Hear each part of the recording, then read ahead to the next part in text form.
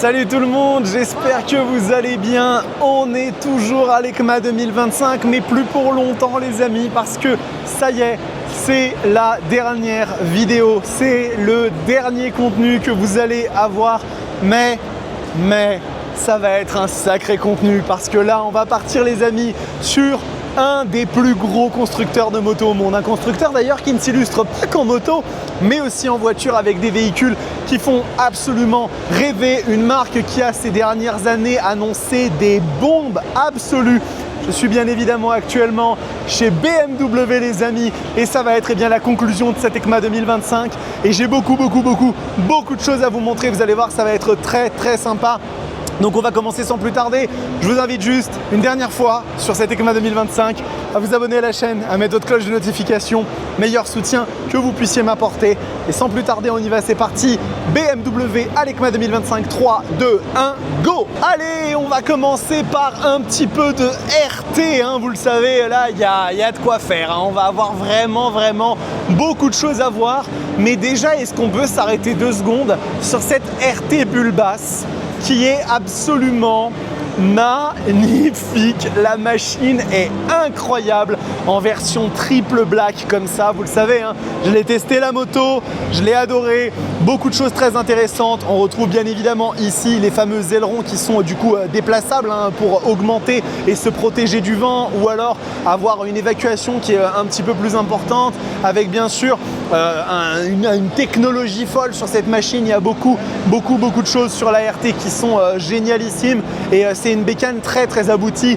C'est compliqué, hein, parce que la RT, je vous le rappelle, hein, c'est une moto qui a quasiment éteint la catégorie des machines un peu de touring, FJR 1300, GTR 1400. C'est des motos qui ont quasiment disparu à cause de cette bécane, aussi avec la popularisation des trails, mais en grande partie à cause de cette machine. Et donc c'est important de la montrer.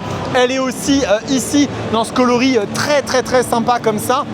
De l'autre côté, là on a une petite K1600 GT. C'est une machine qui en vient presque à disparaître de la gamme du constructeur bavarois, tellement en fait la RT aujourd'hui fait très bien le boulot. Donc c'est vraiment aussi une des impératrices de la route, hein. Je vous rappelle qu'on est là-dessus sur un 6 cylindres en ligne comme les voitures BMW, avec une quantité de couple gigantesque. Donc ça reste vraiment une moto emblématique de chez BM, et que moi aussi j'ai aimé conduire. Je l'ai eu en version GTL, mais j'ai vraiment beaucoup aimé toute la partie dynamique que cette moto est capable de donner, des sensations qui sont vraiment ultra sympas. D'ailleurs on a une K1600B ici, hein, en version bagger, qui est aussi magnifique, avec toujours une attention aux détails, à la finition qui est irréprochable chez BMW. Donc vraiment encore une fois, un BM, c'est des machines qui coûtent très cher, mais ce sont des machines qui déçoivent rarement lorsqu'il s'agit de parler de qualité, de perception de finition, etc. Là vous avez un petit peu des scooters, hein, donc C400, vous avez ici le petit CE02, hein, qui est sympa aussi en version un petit peu électrique comme ça, et puis bien sûr le CE04, hein, qui est un véhicule assez emblématique, hein, du constructeur en ce qui concerne les scooters électriques. Et du coup on va aller avancer. Ah oui, regardez ici, il y a le petit Vision CE. Je veux m'arrêter dessus quand même, parce que c'est un peu le retour du CE01. Je sais pas si vous vous souvenez, mais BMW à un moment donné ils avaient fait un véhicule comme ça qui était mi-moto mi-voiture, avec une espèce d'arceau comme ça qui couvrait, et donc il semblerait qu'ils aient envie de renouer avec cette philosophie. Mais bon, nous on n'est pas là pour ça, on est là pour venir voir des bécanes, et des bécanes on en a quelques-unes très sympathiques les amis, puisque on arrive dans le Graal un peu, pour ainsi dire, avec des motos ultra populaires. On va commencer peut-être par la plus populaire de toutes, comme ça au moins on met ça de côté. Je parle bien évidemment de la 1300 GS, une moto que j'ai eu l'occasion d'essayer avec BMW France et qui est fantastique. Je comprends les gens qui roulent en GS, parce que c'est une moto qui est tellement polyvalente, avec ce nouveau Boxer 1300cc impressionnant, hein, de polyvalence, de force, mais aussi d'allonge, hein. C'est un moteur qui sait vraiment tout faire, perfectionné depuis plus de 100 ans chez BM. Donc vraiment un très bon moulin, une machine fantastique. Aujourd'hui tellement évolué à tous les niveaux que c'est assez difficile de faire mieux, mais BMW réussissent petit à petit à chaque fois à faire un peu plus. Et là vous avez la version GSA, hein, donc la version GSA que je peux vous montrer ici parce que là il y a des gens, c'est la même. Regardez ici hein, avec les attaches. Donc moi on m'a expliqué que ça servait à élitroyer la moto hein, pour la déposer dans le désert directement. Je sais pas si c'est vrai ou pas, mais en tout cas c'est une anecdote qui est vraiment chouette avec les petits supports. Vous pouvez mettre des petits supports ici pour poser vos tasses à café et tout. Enfin, celle-là elle est vraiment prévue pour partir à l'aventure. Et d'ailleurs sur le modèle triple black que j'avais testé, il y avait même les soudures qui étaient visibles, mais c'était fait exprès. Enfin vraiment incroyable, en couleur verte aussi, hein. Elle est très très belle comme ça, regardez le phare en X, hein, le Matrix LED, très très beau. Il faut aimer, hein. Je sais qu'il y en a qui n'ont pas forcément accroché sur l'esthétique de cette machine. Moi, je la trouve très chouette. Et puis regardez, hein, ici, on va voir un petit peu des motos. Ça doit être une bécane de la police, ou alors c'est peut-être juste que les couleurs me font penser. La S1000 XR aussi, elle était comme ça. Voilà, donc là, on est sur de la F800 ou 900 GS, je ne sais plus, avec encore une petite 1300. Et là, on va arriver les amis sur la grosse annonce de BMW pour l'EICMA 2025. Je vais passer derrière pour pas déranger parce qu'il y a une personne qui est en train de faire une petite présentation.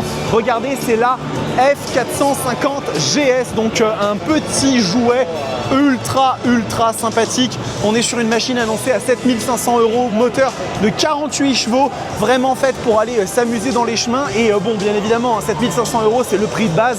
À ça, vous allez avoir des options qui vont pouvoir se rajouter, mais à votre envie, à votre fonction de ce que vous voulez.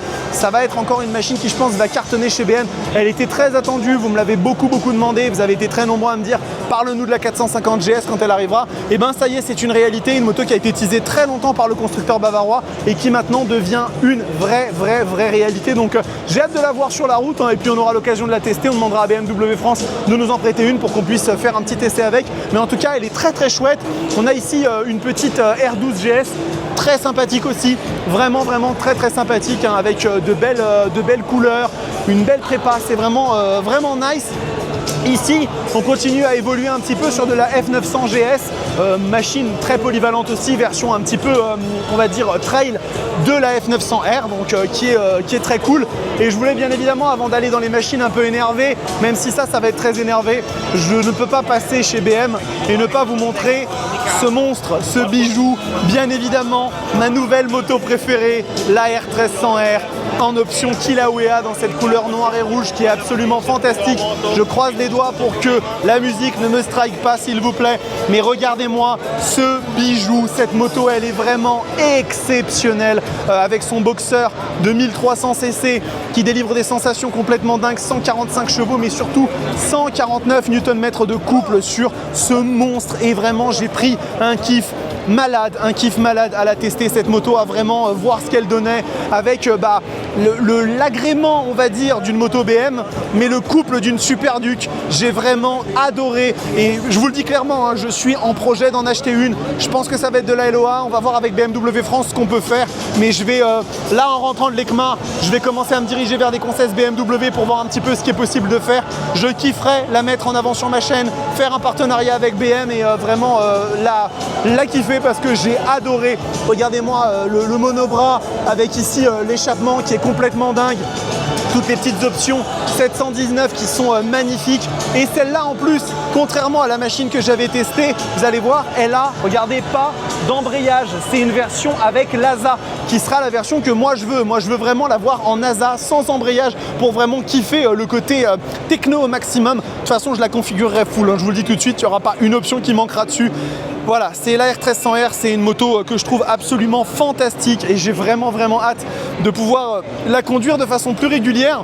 Ici, on retrouve la petite S1000 XR, hein, un vrai crossover qui est complètement maboulissime avec du coup le moteur de la S1000R à l'intérieur, mais du confort, vraiment un équilibre entre les deux qui marche très bien.